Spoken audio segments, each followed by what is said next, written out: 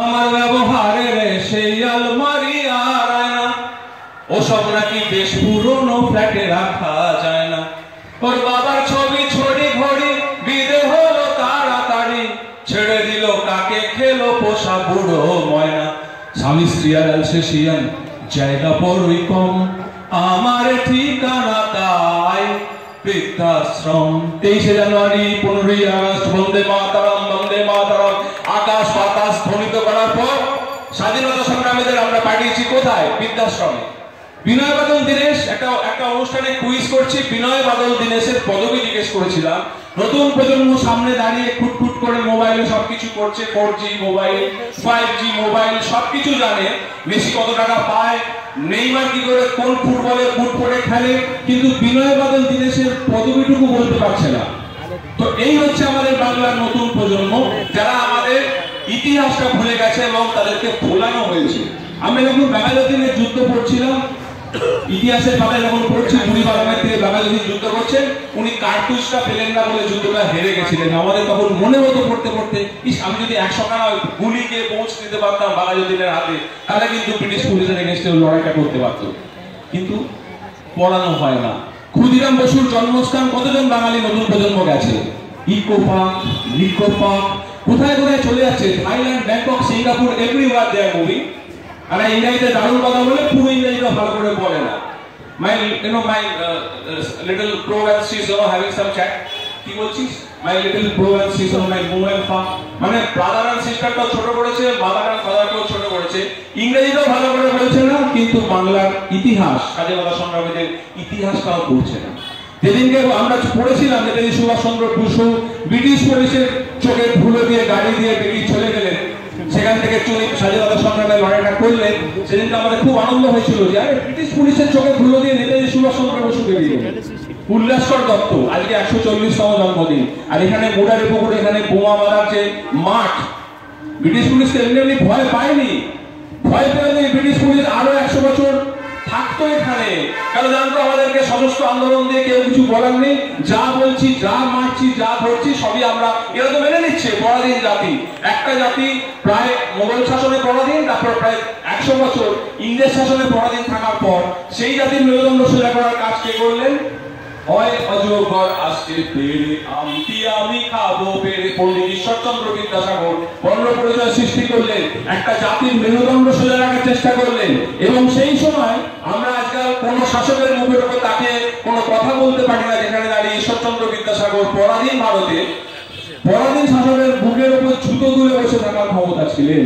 সেই পণ্ডিত ঈশ্বরচন্দ্র বিদ্যাসাগরের মেজমেন্ট দিক থেকে আমি একজন সদস্য।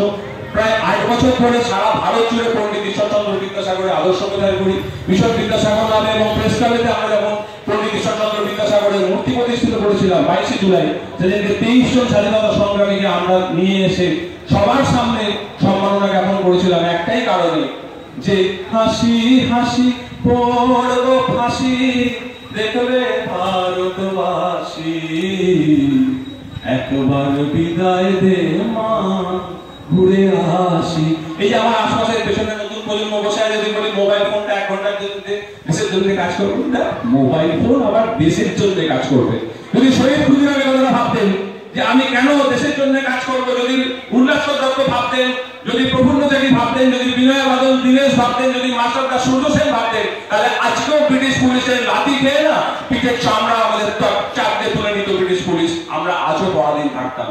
তাই যে জাতি উট পাখি খুব দারুণ জোরে ছুটতে পারে, পায়ে খুব জোর, তাকে কেউ ধরতে পারবে না, কিন্তু বিপদে পড়লে উট পাখি বালিতে তার মুখটা গুজে দিয়ে ভাবে যে আমার বিপদ নেই, পেছন থেকে তাকে শিকার কামড়ে ছিঁড়ে খুঁড়ে খেয়ে নেয়। তো এই জাতিকে আবার নতুন করে তুলে রাখার জন্য স্বাধীনতা সংগ্রামের সৈনিকদের বেশি বেশি করে বলা দরকার।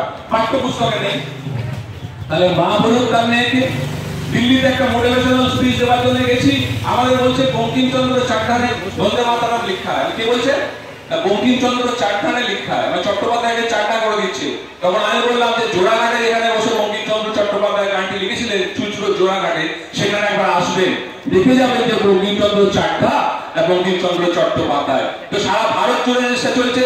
দাদা গেছিলেন সেলুলার জেলে, আমরাও গেছি সেলুলার জেলে, ওই সাভারঘাটের জায়গাটায় বড় করে লাইট দেওয়া আছে, আর সারা 90% স্বাধীনতা সংগ্রামীদের নাম সেখানে বলা নেই। তার একটা কারণ আমি আছে। কারণ সিন্ধি, পাঞ্জাবি, গুজরাটি সমস্ত জায়গা থেকে যখন গেছে তখন দেখাচ্ছে যে তিনজনকে একসঙ্গে ফাঁসি দেওয়া হয়। ওরা দাঁড়িয়ে বলছে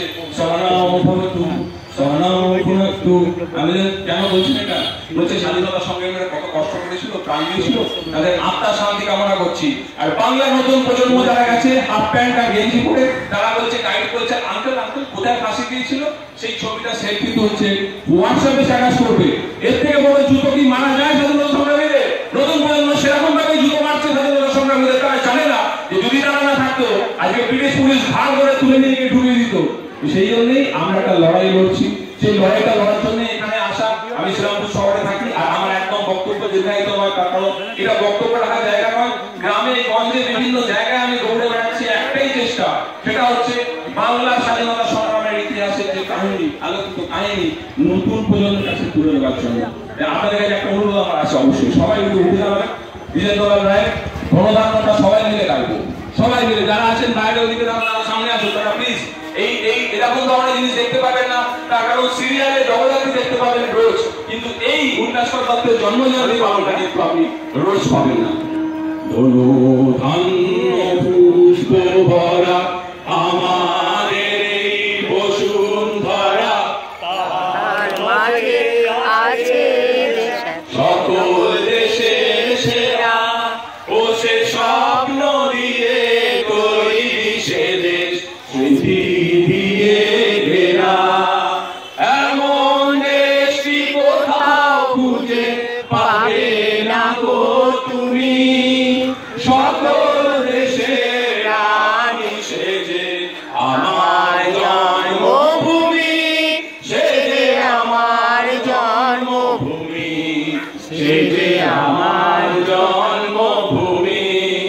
ভাইয়ের মায়ের এত স্নেহ কোথায় গেলে পাবে কেহ, ও মা তোমার চরণ দুটি বুকে আমার ধরি, আমার এই দেশেতে জন্ম যেন এই দেশেতে মরি।